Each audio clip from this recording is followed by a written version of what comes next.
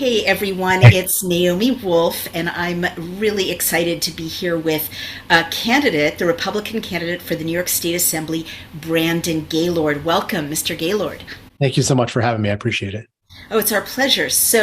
Brandon Gaylord is running for state assembly for the New York State Assembly in the 106th district. He's from Chatham, New York, and that's where I met him at an event, though we're nonpartisan, in my local area. He lives with his wife, Janelle, and his son, Martin. He graduated from SUNY Geneseo in history, then to Boston, where he got a master's in education from Harvard University. Fancy. He's currently a history teacher at Green Tech Charter School and a volunteer firefighter and a member of the planning board in Chatham. He developed the not-for-profit Stand Up Leadership to help underserved high school students with free leadership workshops. He wants to be more business-friendly in New York State, and he has a lot of strong language in his bio about changing business as usual. So I just wanted Mr. Gaylord to bring his platform and his policies and his advocacy for himself to an audience. We don't have much time left before Election Day, so over to you, Mr. Gaylord. Well, thank you so much for having me. I'm just a normal guy. I'm not a politician. I get to hang out with them now, but I'm not a politician. I'm a teacher by trade, volunteer firefighter. I'm on the planning board, like you said. Very involved in my community. Chatham is a town of just a couple thousand people. We've got one hardware store. We've got one stoplight. And we're lucky to have a grocery store in Chatham. So that's kind of the small community where I live, and it's where we love living. But we're finding that New York State isn't working for us, despite how much we pay in taxes, despite how much we care about this place, how much we advocate, and how much we want it to be better. It's just not living up to its full potential. How so specifically? Yeah, so we're the highest tax state of any state in the country. My wife and I, after graduate school, we took a road trip. We went to Tennessee, and we said, wow, we really love it here. Maybe we should move to Tennessee. Maybe we should settle there. We came back here and we sort of did the math, and we figured that it costs us about $14,000 a year in state income taxes and property taxes that it wouldn't cost us in Tennessee. So we're $14,000 in the hole right out of the gate every year. And we're looking at it saying, we can put up with it for a year, maybe two. But at some point, especially when you start having a family, you really have to be conscientious about, where does your money go?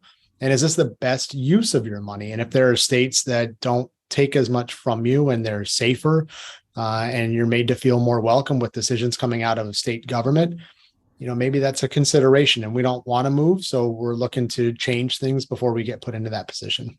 And so, are you saying that one of the main things on your platform is lowering taxes? And how can you do that with a majority Democratic state assembly? Yeah, 100% lowering taxes. So first thing, we're hoping, against hope, it seems, that we can win the governor's seat. Because, right now there's 150 members of the assembly and 107 of them are of the same party, which is, fine if that's your party, but it doesn't make for good bipartisan government. And so we're hoping to get a little bit of balance with the governor's race going Republican in New York State. So that's one thing that would help. Another thing that would help are really clever tax breaks for people. A lot of our community up here is made up of volunteer firefighters like myself, like my wife. We have volunteer first responders all across our state. And they currently are eligible for a $200 a year property tax credit, which when you're taking $10,000 a year in property taxes from people, $200 really isn't much, right? So there's a lot we could do, offering a lot greater incentives for people to help them stay where they are. And I think it's important to recognize that New York collects more than double the taxes that the state of Florida collects every year. And Florida has 2 million more residents than us. So we need to start doing something to bring down what we're actually giving to the government. Mm-hmm. Um, well, one of the things that came up in the sort of neighborhood event where I heard you speak was people were very concerned about the state of emergency, which was declared in early 2020 in New York State by a Democrat, then Governor Cuomo and has been extended by Governor Hochul, also a Democrat. But I think that the people I heard, and certainly I myself, because this is like my issue, as a voter, this is what I'm going to be voting on. What can you do? What can you and your colleagues do to end the state of emergency? And are you committed to ending the state of emergency? Yeah, I think it has to be a public cry. Just to state for everybody, assuming we're talking to people beyond New York, the assembly, the legislature gave the governor, like you said, executive powers, emergency powers to act in an emergency, to do whatever the governor felt was best, which is fine, but there's no mechanism for how does the legislature take those powers back, right? So now it's on the governor to say, the emergency's gone, we're done. Here's the power back. Thank you, everyone. Go ahead and keep going on the way you were before. So what's happening now with Kathy Hochul, with our previous governor being, resigning in disgrace, we've got a governor now who's saying, I kind of like having these emergency powers, right? It allows me to get really sweet deals for my husband and people out in Buffalo. It allows me to pay more than double for COVID test kits that I should be paying for. So there's a lot of pay to play in New York State that comes from these emergency powers. So what needs to happen, A, the public needs to be informed and aware of what's going on. B, we've got to vote these people out. And in 15 days, we can. And C, you've got to hold elected officials accountable. Andrew Cuomo had been undefeated as a governor. Yes, I agree with everything you just said. But to be a not too annoying follow-up journalist, I heard you say it's up to the citizens to raise their voices. What will you commit to try to end the state of emergency if you're elected? Yeah, thank you for that. I'll commit to speaking up for the citizens and pressing every day. I think the emergency powers are scary.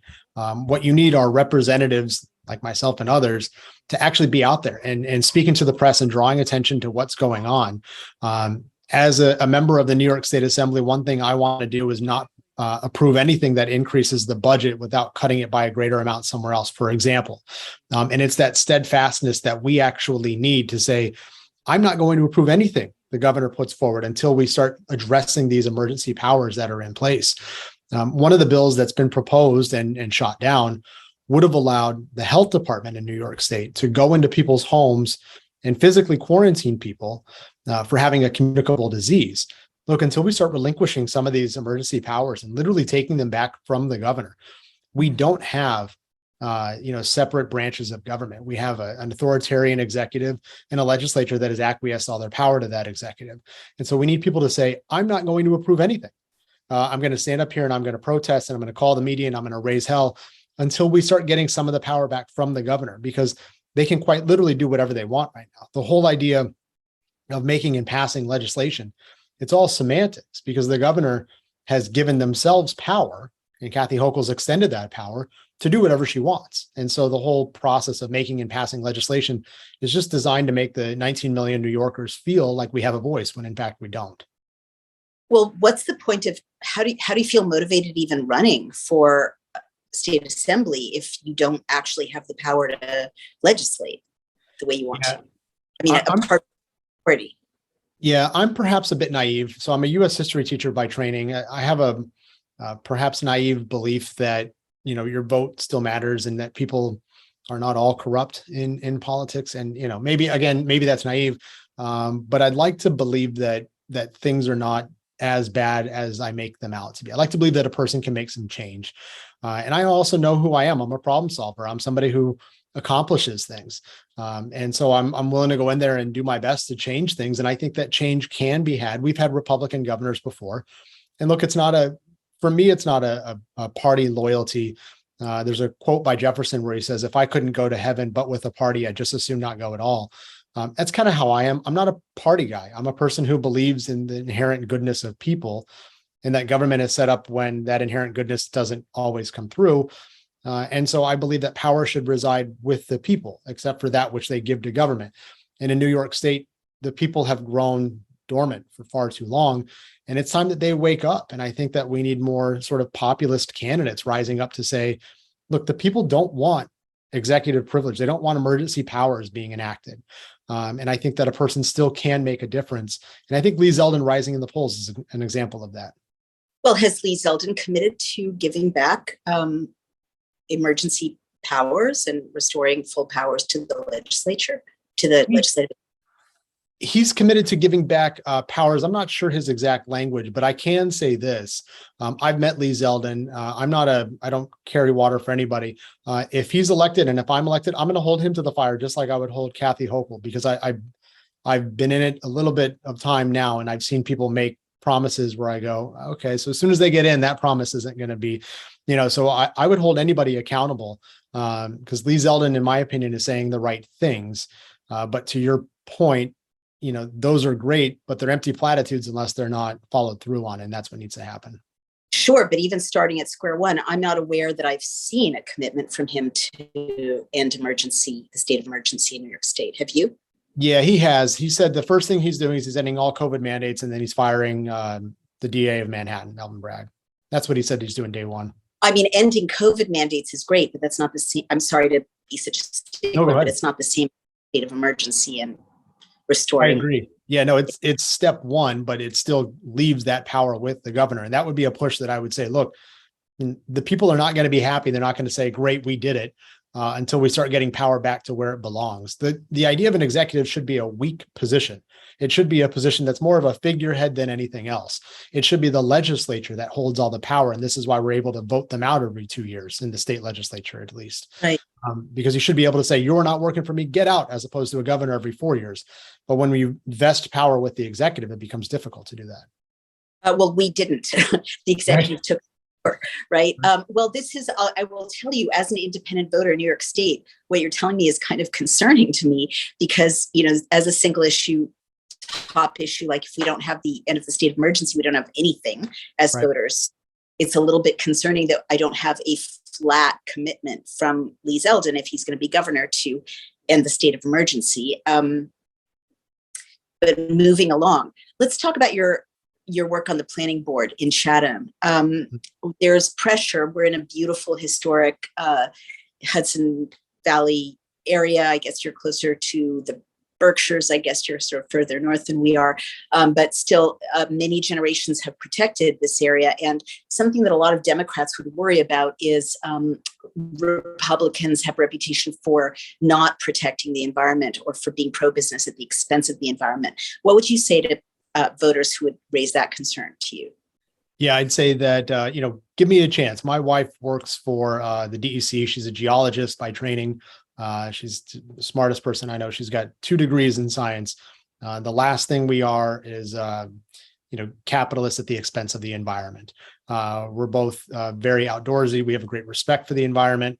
I believe that you have to have a preservation of the environment in order to have a society in which to live. And this state is sensationally beautiful. We went to college at Geneseo, which is the western part of the state. We went to college about 2 miles from what's known as the Grand Canyon of the East, which is Letchworth State Park. And we live now about 2 hours south of the Adirondacks and in the Catskills, and we love it here, right? No disrespect to our New York City friends. I know you're one of them. The city and sort of like the areas where there isn't as much trees and mountains and stuff, it's not really for us. We're people who, we want business, but we want nature. We want that balance. Sorry, go ahead. Business interests understandably see the beauty and the natural resources of this area as a business opportunity. Mm-hmm. And so you are, stating, which, I respect your position and being forthright, that you're a pro-business candidate. So concretely, in terms of policies, what will you advocate to encourage business development while still protecting the environmental and natural beauty of the area? Yeah, so I think a lot of what the DEC does, investigating, PFAS and all these sort of harmful chemicals that have polluted the environment, thanks to lax business regulations over the years. I think a lot of those regulations need to stay in place. That's not what I'm in favor for or favor of. A lot of people get worried. They think, oh, you're going to relax regulations and, pollutants and all that. No, I'm in favor of reducing taxes on businesses. I'm in favor of encouraging business growth, but not encouraging the destruction of the environment. And I think there's a very clear distinction between them. Where I live, we have beautiful little artisanal communities. We have bake shops and yarn shops and stuff like that. That's what I'm in favor of. I'm not in favor of these polluters and other sorts of businesses. And I think that often what happens is one party gets in power, and then when the other party gets in power, they go to the exact opposite extreme. And I just want to, assuage anybody's worry. That's not who I am. What I believe in is that we need things like the DEC. We need people to go out and say, look, we got to clean up these spill sites because they're dangerous, they're polluting. We've got harmful chemicals spewing out in the environment. We need to keep those in place, but we can also do that while reducing the taxes that we have on businesses. New York State took in COVID money and did not pay back the excess. And so businesses are being hit with a business tax for something like 8 years from here on out. Wow. That's something that needs to be looked at, that doesn't harm the environment, but it will help businesses to start alleviating some of that by having people in Albany who actually know that if you don't spend the money, give it back, because otherwise you're going to pay the interest. So I think there's a balance. Absolutely. But practically, say business interests wanted to be profitable, and it would be understandable by, pushing for rezoning of this part of the state for, suburban development like Dutchess Sure. County. What would your position be? And can you give us some concrete examples of what you did on the planning board to strike that balance that you described? Yeah, thank you. We've got a wooded area near my house where a developer wanted to come in and build a motel and a bar and all these other things. And myself and other members of the planning board shot it down. I think there's a worry when you have an outright race to have as much growth as possible at the expense of the environment.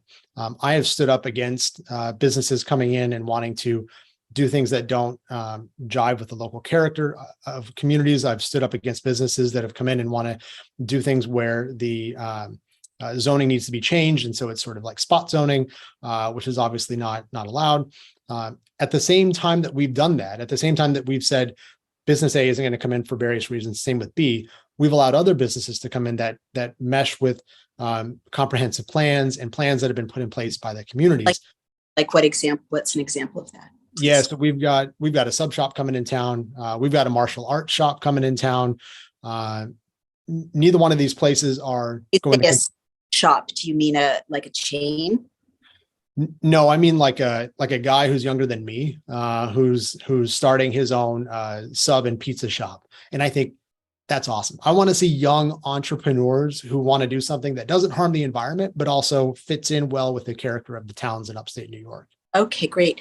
And then what would you do? A lot of people complain, especially local people who have been here for generations, as opposed to the newcomers. We're in an area that's grown tremendously as city people moved up in the last 2 years.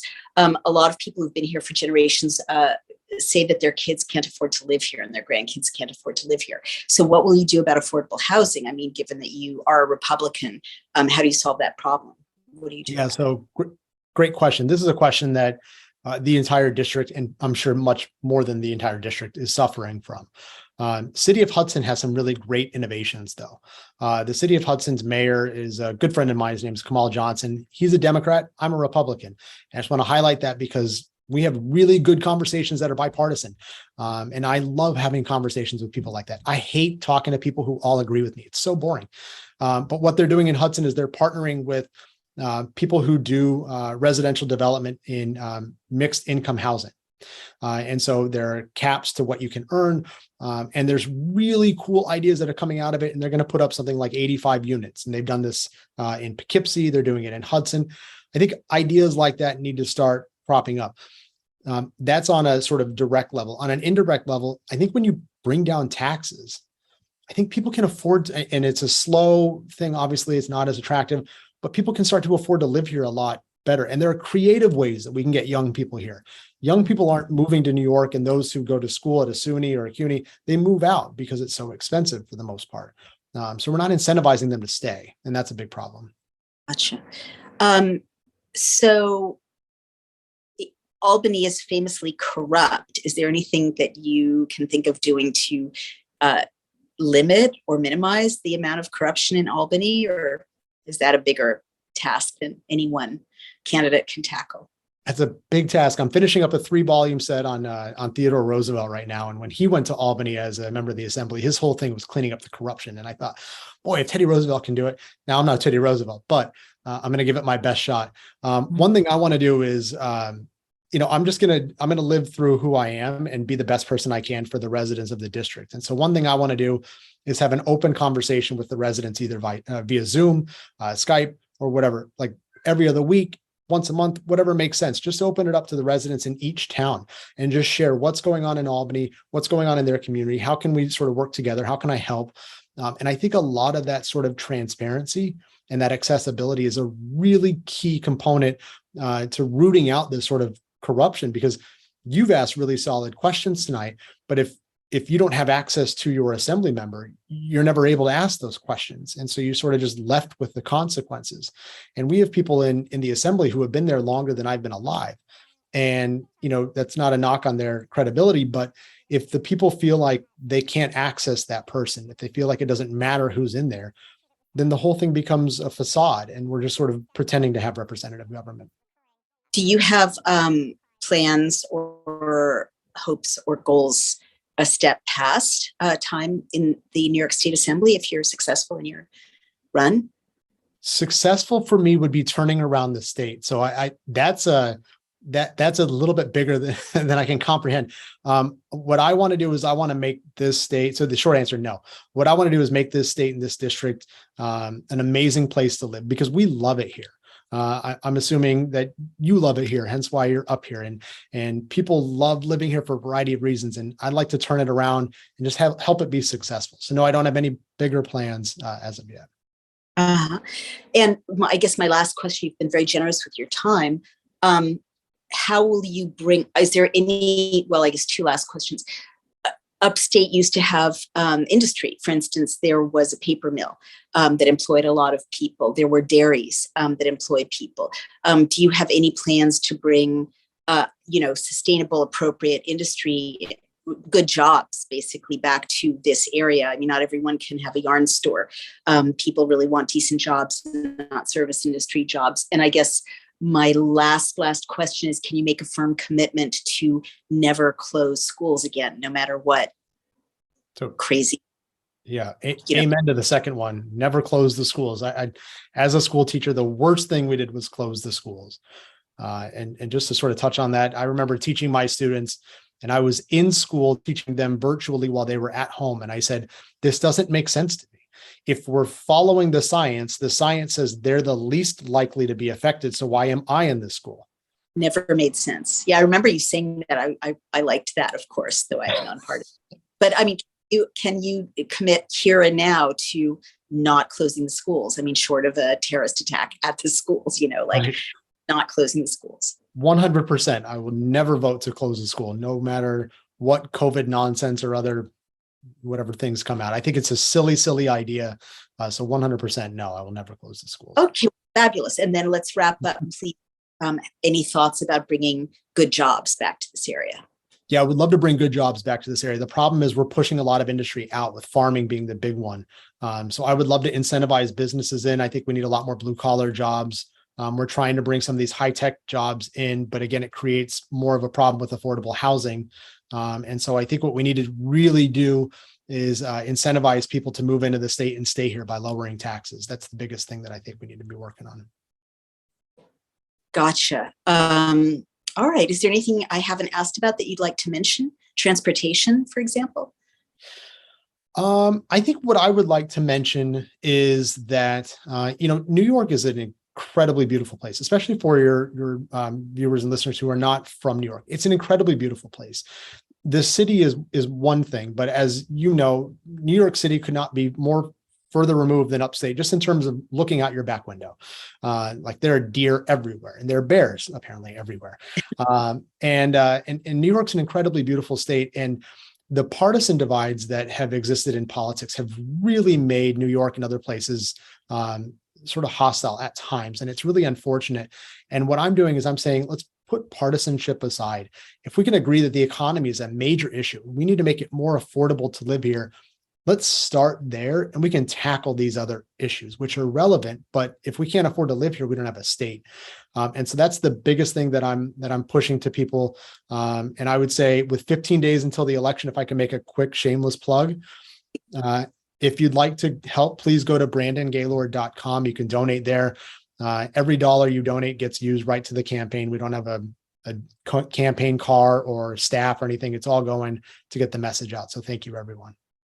Thank you so much. And what else can people do to help you? Do you need people putting signs out? Do you need people making phone calls? Do you have a headquarters where people should go?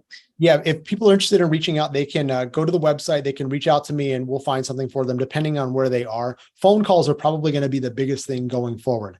And talk to your friends, talk to your neighbors, and have those sort of interesting but tough conversations that need to be had because people need to heal. Our communities are divided via COVID, via decades of partisanship, and it's time that we come together and save our state. Absolutely. Well put. Thank you so much for giving us time. This is Naomi Wolf of DailyClout, and it's Brandon Gaylord. Everyone, to say what it's 106th district, right?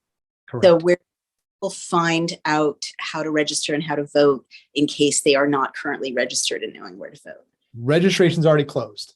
Gotcha. So you can.